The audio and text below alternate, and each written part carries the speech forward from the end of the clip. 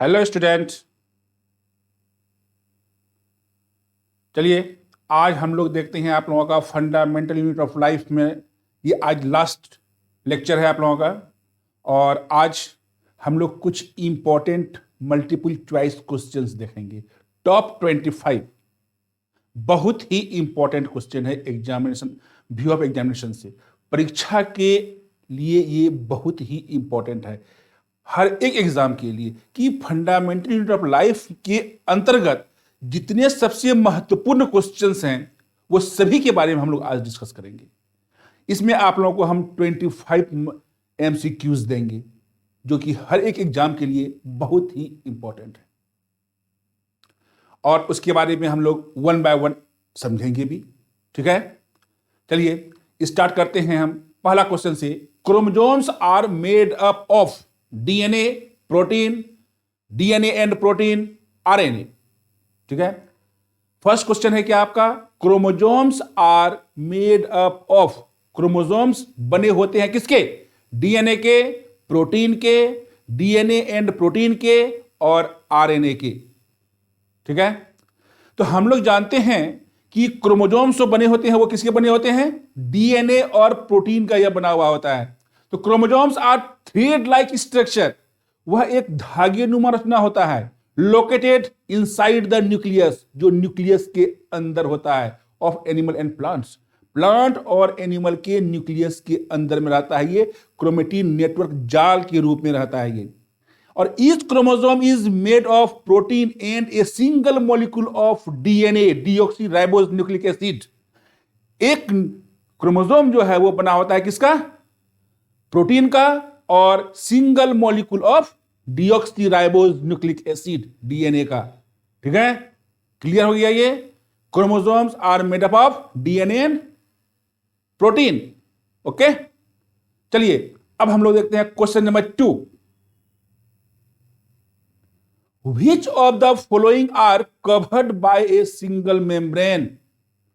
अब ध्यान दीजिए, सिंगल मेम्ब्रेन से ये कवर्ड रहता है, इसका इन्वेलप जो रहता है वो कवर्ड जो रहता है वो सिंगल लेयर से रहता है। Mitochondria, vacuole, lysosome, plastid. हम लोग जानते हैं कि इसमें माइटोकॉन्ड्रिया क्या है, डबल मेम्ब्रेनस स्ट्रक्चर है नहीं, और हम जानते हैं ये भी कि लाइसोसोम जो है वो डबल लेयर होता है, प्लास्टिड में भी 2 लेयर होते हैं, लेकिन वैक्यूल जो होता है उसमें सिर्फ एक ही मेम्ब्रेन होता है, बाहर में जो मेम्ब्रेन होता है उसका सिर्फ एक ही होता है।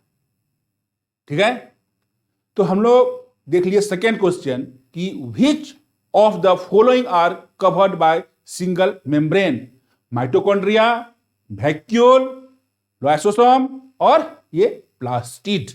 आंसर होगा आपका क्या, वैक्यूल। ठीक है, क्वेश्चन नंबर 3।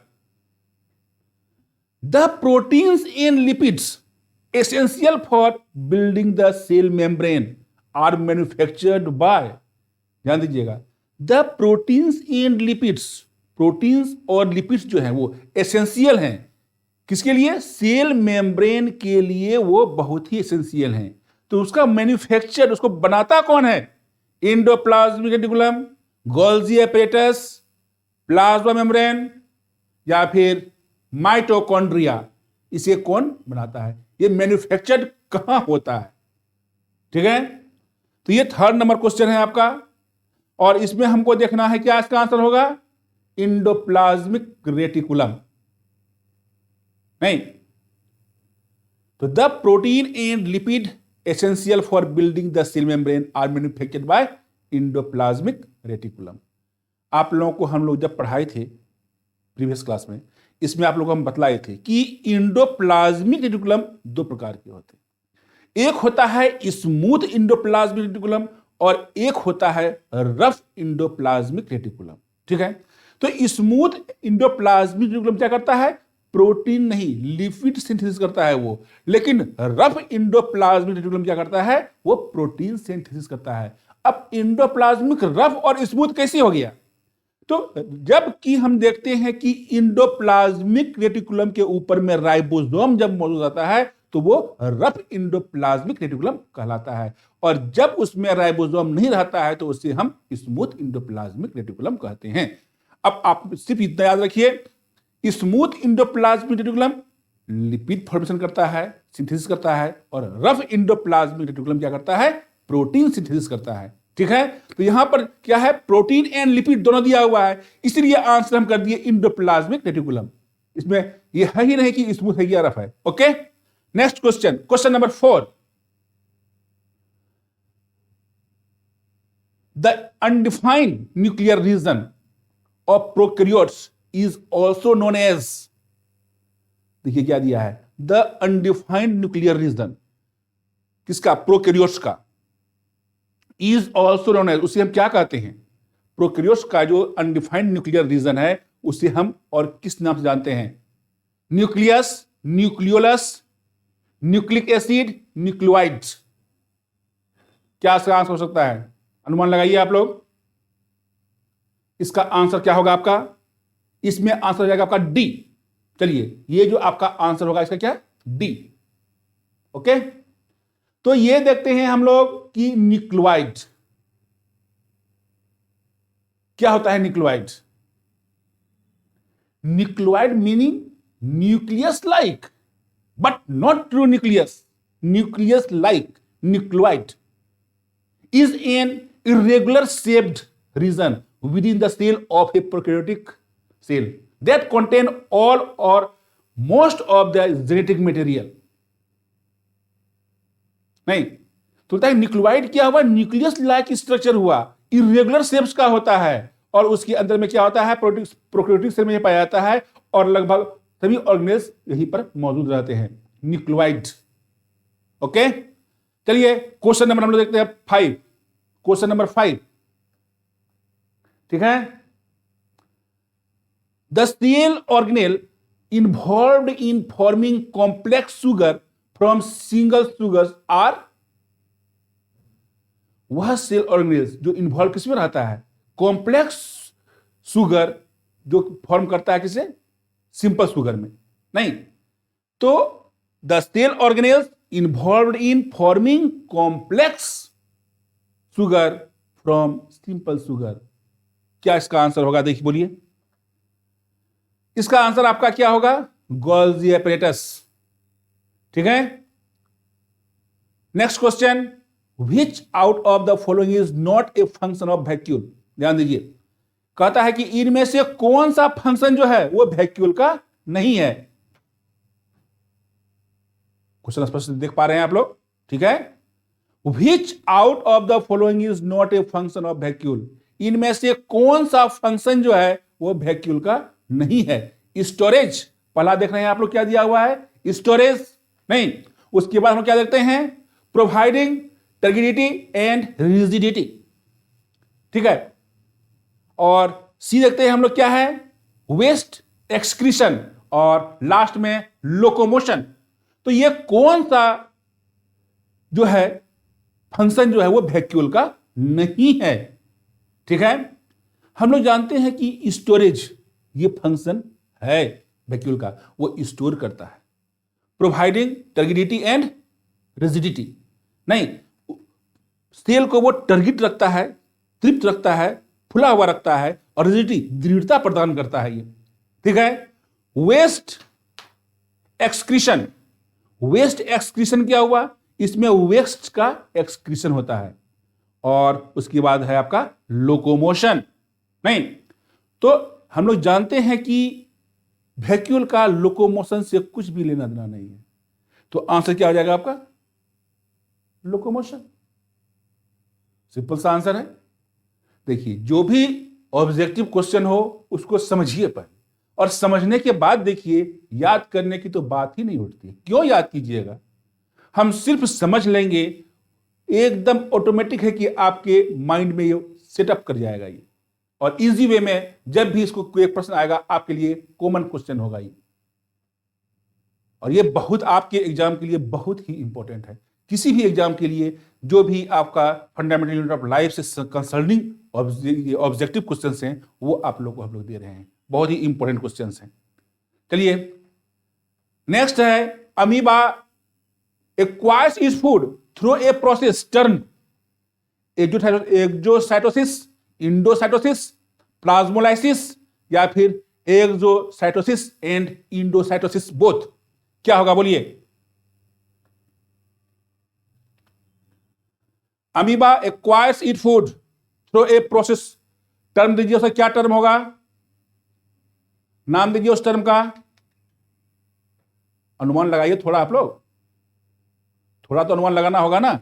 एक जो साइटोसिस होगा, इंडोसाइटोसिस होगा, प्लाज्मोलाइसिस होगा, या फिर एक्सोसाइटोसिस या फिर इंडोसाइटोसिस, दोनों होगा। जो आंसर होगा उसको आप नोट कीजिए, इसमें दीजिए। नहीं, क्या होगा बोलिए? अनुमान लगाइए। इंडोसाइटोसिस। अब बोलिएगा सर ये इंडोसाइटोसिस होता क्या है? Endocytosis is a cellular process in which substance are brought into the cell। मतलब इंडोसाइटोसिस वह प्रक्रिया हुआ जिसमें जो कि फूड सब्सटेंस होता है उसे सेल के अंदर लाया जाता है। तो अमीबा जो फूड भोजन खाता है वो क्या करता है? बाहर से वो उस फूड को अंदर लेके आता है। इस टर्म को हम लोग क्या कहते हैं? इंडोसाइटोसिस कहते हैं। ओके, चलिए next question, question number 8। Cell wall of which one of these is not made up of cellulose. इसमें से किसका जो है सेल वॉल जो है वो सेलुलोज का बना हुआ नहीं होता है? Bacteria, hydrilla, mango tree, cactus. किसका जो है इसमें जो सेल वॉल जो है वो बना हुआ नहीं होता है? किससे? सेलुलोज से। देखिए जितने भी प्लांट्स होते हैं उसके सेल वॉल जो होते हैं वो सेलुलोज के बने हुए होते हैं। तो हाइड्रिला प्लांट है, मैंगो ट्रीज है, कैक्टस है, ये सब किसमें है? प्लांट में आता है। अब आती है बात बैक्टीरिया की। तो बैक्टीरिया जो है इसका आंसर हो जाएगा सेल वॉल जो बैक्टीरिया का है वो सेलुलोज का बना हुआ नहीं होता है। Bacterial cell wall are made up of peptoglycogen which is made from polysaccharide chain. तो पेप्टिडोग्लाइकेन का बना हुआ होता है सेल वॉल बैक्टीरिया का, जो क्या होता है? चेन होता है, पॉलीसेकेराइड का चेन होता है। ठीक है, चलिए क्वेश्चन नंबर 9 में हम लोग आते हैं। Silver nitrate solution is used to study endoplasmic reticulum, Golgi apparatus, nucleus, mitochondria. Silver nitrate solution is used to study endoplasmic reticulum, Golgi apparatus, nucleus, mitochondria. तो सिल्वर नाइट्रेट का हम लोग जो किस चीज के स्टडी में हम लोग सिल्वर नाइट्रेट का प्रयोग करते हैं? अनुमान है आप लोगों को कुछ? देखिए silver nitrate method can be used to study the structure of Golgi apparatus, गोल्जिकाई। This method is also termed as the silver staining method. इसको हम लोग क्या कहते हैं? सिल्वर स्टेनिंग मेथड भी कहते हैं। Under the microscope when the structure of stained Golgi has viewed, the stained vessel of the Golgi can be easily observed against the colorless background। इसलिए कि जैसे ही सिल्वर नाइट्रेट डालते हैं उसमें तो गोल्गी apparatus का कलर डार्क हो जाता है। ठीक है, और हम जानते हैं कि वो जो मीडियम है जहां माइक्रोस्कोप से उसको हम देख रहे हैं तो वो मीडियम क्या है? कलरलेस है। और उस कलरलेस में अगर स्टेन हमें कुछ दिख जाए, कलर कुछ डार्क दिख जाए तो ऑटोमेटिक उसको हम रिकॉग्नाइज कर सकते हैं। यही फंक्शन है किसका? सिल्वर नाइट्रेट का, in case of Golgi apparatus। ठीक है, चलिए नेक्स्ट क्वेश्चन में आगे बढ़ते हैं। क्या आंसर हो गया 9 का? Golgi apparatus। चलिए 10, organelle other than nucleus containing DNA is endoplasmic reticulum, Golgi apparatus, mitochondria, lysosome। Organelles other than nucleus, ध्यान दीजिए न्यूक्लियस में तो डीएनए होता ही है, इसके अलावा और किसमें डीएनए होता है? एंडोप्लाज्मिक रेटिकुलम में, गोल्गी apparatus में, माइटोकॉन्ड्रिया में या फिर लाइसोसोम में। आंसर होगा इसमें क्या? माइटोकॉन्ड्रिया। ठीक है, माइटोकॉन्ड्रिया में क्या होता है, इसका अपना डीएनए होता है। ठीक है, question number 11, kitchen of the cell. Cell का किचन कौन है? अब ध्यान दीजिएगा, किचन दो हो जाता है। कभी क्वेश्चन आता है कि किचन ऑफ द प्लांट, और कभी हो यहां पर क्वेश्चन है किचन ऑफ द सेल। दोनों को ध्यान से देखिएगा, ये नहीं किचन पढ़ लिए और टिक मार दिए एक में, नहीं। किसका किचन? प्लांट का किचन या फिर ट्री का किचन? अगर आता है आपका कि किचन ऑफ द ट्री या of A plant, kitchen of A plant या फिर किचन ऑफ ए ट्री, तो हम बोल देंगे लीफ। समझे कि नहीं? लेकिन किचन ऑफ द सेल अगर आ जाए तो आंसर क्या हो जाएगा? Mitochondria, endoplasmic reticulum, chloroplast, Golgi apparatus. Chloroplast, chlorophyll उसी में पाया जाता है ना, तो क्लोरोफिल जब उसमें पाया जाता है तो वही किचन हो जाएगा इसका। नहीं तो ये आपका हो गया गोल्गी एपैरेटस, ये sorry chloroplast. Kitchen of the cell chloroplast. Lipid molecules in the cell are synthesized by. अभी हम लोग इस टर्म को समझे भी नहीं कि प्रोटीन और लिपिड का सिंथेसिस कैसे होता है और कौन करता है। इतना तो जान गए कि ये करता है एंडोप्लाज्मिक रेटिकुलम। लेकिन यहां क्वेश्चन है lipid molecules in the cell are synthesized by. Lipid molecule का सिंथेसिस होता है, कौन करता है उसको? Smooth endoplasmic reticulum, rough endoplasmic reticulum, Golgi apparatus या फिर प्लास्टिड्स। एकदम आप लोग कंफर्म हो गए होंगे ये होता है आपका स्मूथ एंडोप्लाज्मिक रेटिकुलम से। नहीं, क्योंकि तो रफ से क्या होता है? प्रोटीन सिंथेसिस होता है, लेकिन स्मूथ से लिपिड सिंथेसिस होता है। ओके, चलिए अब इसके बाद हम लोग क्वेश्चन नंबर 13 देखते हैं। Cell arises from pre existing cell was stated by. अब देखिए, प्री एग्जिस्टिंग सेल से सेल अराइज करता है, इस टर्म को किसने दिया था? तो इसको किसने दिया था? वर्च्यू ने दिया था, बी। ठीक है, कि सेल जो होता है वो सेल अराइज जो करता है वो प्री एग्जिस्टिंग सेल से करता है। Next question, cell theory was given by. Cell theory किसने दिया था? Schleiden and Schwann, Virchow, Hooke या फिर हैकेल?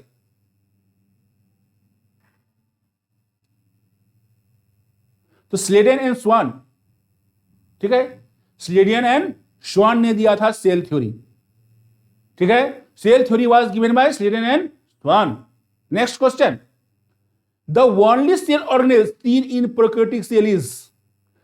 प्रोकैरियोटिक सेल में जो सिर्फ एक सेल ऑर्गेनेल दिखता है वो कौन है? Mitochondria, ribosome, plastids, lysosome. 15 का क्या होगा? राइबोसोम होगा। सिर्फ ये राइबोसोम जो है वो यही सेल ऑर्गेनेल्स पाए जाते हैं, किसमें? प्रोकैरियोटिक सेल में पाए जाते हैं। ठीक है, question number 16, organelles without a cell membrane is. ध्यान दीजिएगा, वह कौन सा ऑर्गेनेल्स है जिसमें कि सेल मेम्ब्रेन नहीं होता है? पहला है आपका राइबोसोम, दूसरा है गोल्गी एपैरेटस, क्लोरोप्लास्ट या फिर न्यूक्लियस। इस चारों में से बोलिए कौन इसका आंसर होगा? राइबोसोम्स, गोल्गी एपैरेटस, क्लोरोप्लास्ट या फिर न्यूक्लियस? तो हम लोग जानते हैं कि सेल मेम्ब्रेन जो होता है वो किस में नहीं पाया जाता है? राइबोसोम में। समझे कि नहीं? गोल्गी एपैरेटस में सेल मेम्ब्रेन होता है, क्लोरोप्लास्ट में भी होता है, न्यूक्लियस में तो होता ही है नहीं। चलिए, लाइसोसोम अराइजेस फ्रॉम। अब लाइसोसोम किससे का निर्माण किससे होता है? लाइसोसोम का निर्माण किससे होता है? गोल्गी एपैरेटस से। लाइसोसोम अराइज कहां से करता है? गोल्गी एपैरेटस से। ठीक है, तो ये सब जैसे लाइसोसोम, गोल्गी एपैरेटस, ये कुछ टर्म हैं जो आपको दिमाग में सेट करना होगा। समझे कि नहीं? और सिर्फ ऐसे ही रट लेने से नहीं होगा। Living cells were discovered by.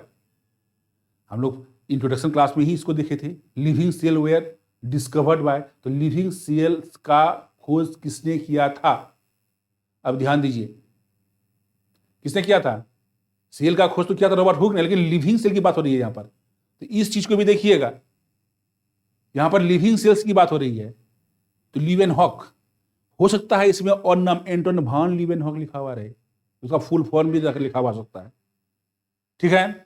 तो फुल फॉर्म अगर है एंटन भान लीवेनहॉक वो भी होगा, या फिर लीवेनहॉक है तो वो भी होगा, आप जिसको जो भी होगा, लेकिन देखिएगा इसका फुल फॉर्म का नाम क्या होता है, एंटन भान लीवेनहॉक। ओके, चलिए question number 19, which plastid are colourless, कौन सा प्लास्टिड जो होता है वो कलरलेस होता है, इसका कलर नहीं होता है?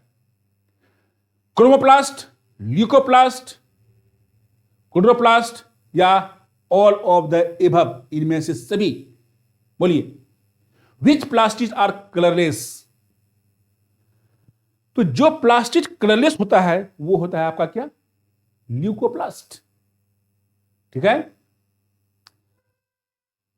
Leucoplast are a category of plastid and as such as organelles found in plant cell, they are non pigmented, ठीक है। ये प्लांट सेल में होता है और ये नॉन पिगमेंटेड होता है, इसमें पिगमेंट नहीं पाया जाता है। चलिए क्वेश्चन नंबर 20 चलते हैं हम लोग। An unripe green fruit change colour when it ripen, the reason being, देखिए बोलता है एक कच्चा फल फिर वो उसका कलर चेंज हो जाता है कब, जब वो पक जाता है तो उसका कलर चेंज हो जाता है। इसका कारण क्या है? मैंगो ग्रीन हम देखते हैं, लेकिन पकने के बाद वो क्या होता है, अलग तरह का हो जाता है, येलोइश, रेड, कई तरह के हो जाते हैं। बनाना को देखिए कैसे होता है, ग्रीन हो जाता है फिर येलो हो जाता है। तो बहुत सारे ऐसे फ्रूट्स हैं जो कि अनराइपेन में अलग ग्रीन होते हैं, लेकिन राइपेन पकने के बाद क्या होता है, उसका कलर अलग हो जाता है। तो वो किसी कारण होता है? क्रोमोप्लास्ट चेंज टू क्लोरोफिल, या फिर chromoplast changes to chromoplast, chromosomes change to chromoplast, या फिर क्लोरोप्लास्ट चेंज टू क्रोमोप्लास्ट। क्या होता है इसमें? देखिए इसका आंसर आपका क्या हो रहा है, क्लोरोप्लास्ट जो है चेंज हो जाता है किसमें, क्रोमोप्लास्ट में। ध्यान से देखिए, हम लोग जानते हैं कि ग्रीन पिगमेंट, क्लोरोप्लास्ट का पिगमेंट कैसा होता है, ग्रीन होता है, ठीक है। इसका मतलब जब फ्रूट का फॉर्मेशन हुआ, कच्चा फल है, तो उसका कलर क्लोरोप्लास्ट के माध्यम से ग्रीन हो गया, ठीक है। लेकिन पकने के बाद उसका कलर जो है वो चेंज हो जाता है, तो वो कौन करता है, क्रोमोप्लास्ट करता है। ये जो हम लोग देख रहे हैं क्रोमोप्लास्ट, ये क्रोमोप्लास्ट के उसके रंग को चेंज कर देता है। नहीं, तो chromoplast are found in fruits, flowers, roots and leaves, and it is responsible for their distinctive colour. और यही रिस्पॉन्सिबल है किसी भी चीज की, किसी भी कलर को चेंज करने के लिए या अलग कुछ मार्केबल कलर देने के लिए, यही रिस्पॉन्सिबल है। समझे कि नहीं? क्वेश्चन नंबर 21 देखते हैं अब हम लोग। Dash is called the energy currency of the cell, energy currency, endoplasmic reticulum, oxygen, ATP या फिर माइटोकॉन्ड्रिया? क्या इसका आंसर होगा? Dash is called the energy currency of the cell. Energy currency कौन है? एटीपी है, एडेनोसिन ट्राइफॉस्फेट। एटीपी का full form क्या हुआ? Adenosine triphosphate. यही क्या है? करेंसी है, एनर्जी करेंसी, इसी को कहते हैं हम लोग, एटीपी को कहते हैं। Question number 22, dash is called the power house of the cell. Cell का पावर हाउस किसको कहते हैं? बहुत आसान question. Mitochondria, ATP, lysosome, red blood cells, कौन कहलाता है? तो क्या कहलाता है ये? Mitochondria. Mitochondria is the power house of the cell. Okay, question number 23, dash coined the term cell. Cell को, इस टर्म को किसने क्वाइन किया था, इसे किसने दिया था? बहुत ही आसान क्वेश्चन है, अभी हम लोग जिक्र किए। सेल का जो नाम दिया वो रॉबर्ट हुक ने दिया, लेकिन लिविंग सेल जो है वो लिविंग है, उससे किसने कहा? एंटन भान लीवेनहॉक ने कहा। एंटन वॉन लीवेनहॉक ने क्या दिया कि नहीं, सेल जो होते हैं वो लिविंग सेल हैं, इसके लिविंग सेल को उन्होंने खोजा। लेकिन सेल जो नाम दिया वो किसने दिया? रॉबर्ट हुक ने दिया। चलिए नेक्स्ट, अब हम लोग देखते हैं question number 24। Which of the following organelles is not present in an animal cell? अब ध्यान दीजिए, which of the following organelles, इसमें से कौन सा ऑर्गेनेल्स जो है is not present in an animal cell, animal cell में ये नहीं पाया जाता है, ये कौन सा ऑर्गेनेल्स है? बोलिए, बहुत ही आसान क्वेश्चन है। प्लास्टिड एनिमल सेल में पाया जाएगा? नहीं तो सभी आदमी क्या होते, ग्रीन कलर के होते ना, कोई दिक्कत नहीं है, पिगमेंट है, ग्रीन कलर है, अपना भोजन अपने बना लिए, नहीं। लेकिन ऐसा नहीं होता है, एनिमल सेल में ये प्लास्टिड नहीं पाया जाता है, ये सिर्फ प्लांट में पाया जाता है। Okay, question number 5, last question.